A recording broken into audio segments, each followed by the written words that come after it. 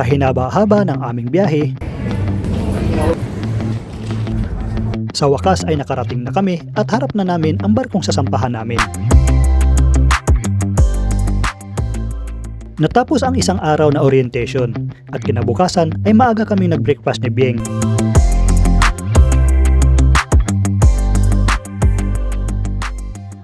At dahil wala pang bakanding section ay dito na muna kami na-assign sa laundry. At ang trabaho namin dito ay magsisegregate ng mga tuwalya para i-distribute sa mga kabinista.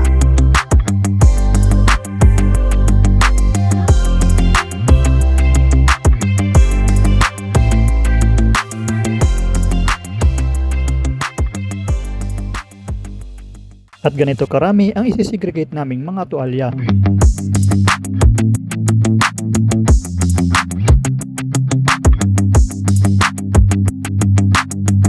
Kunting pasilip lang sa main laundry namin.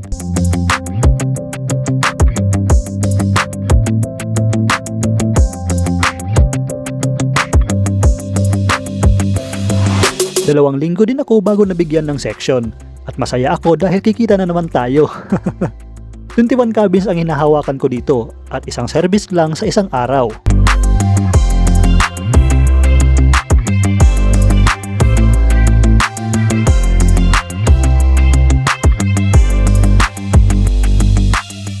At ito ang kabuuan ng kabina.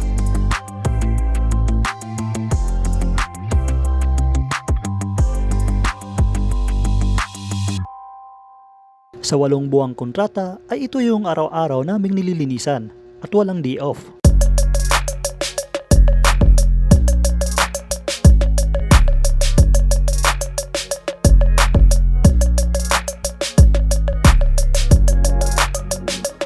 Kaya pag nasa port kami at maaga kaming natapos sa aming trabaho ay may time kaming lumabas at gumala.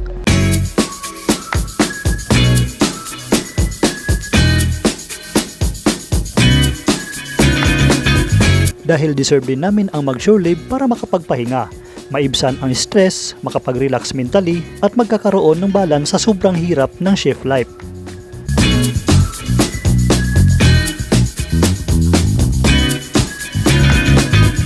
Meron din time na wala kaming pasahero, at dito ay makagala kami sa loob ng barko at magamit namin ang lahat ng mga pasilidad dito.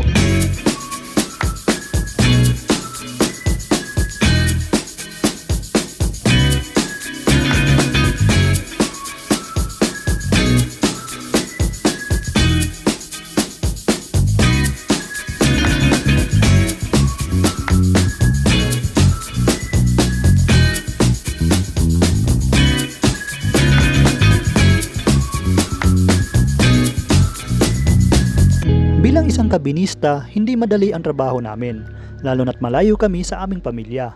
Mahirap, nakakapagod, at madalas nakaka-stress. Pero pinipilit pa rin namin gawin ang aming tungkulin ng may ngiti. Kaya ini-enjoy na lang namin ang mga bawat araw sa barko. Sinasamantala ang maliliit na mga sandali na napapabagaan sa trabaho namin, hanggat matapos ang aming kontrata.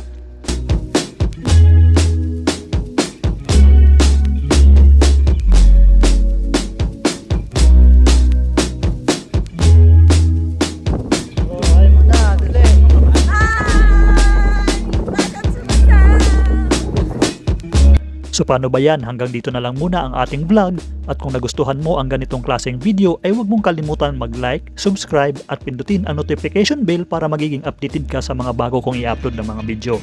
Hanggang dito na lang muna at ingat kayo. Alright!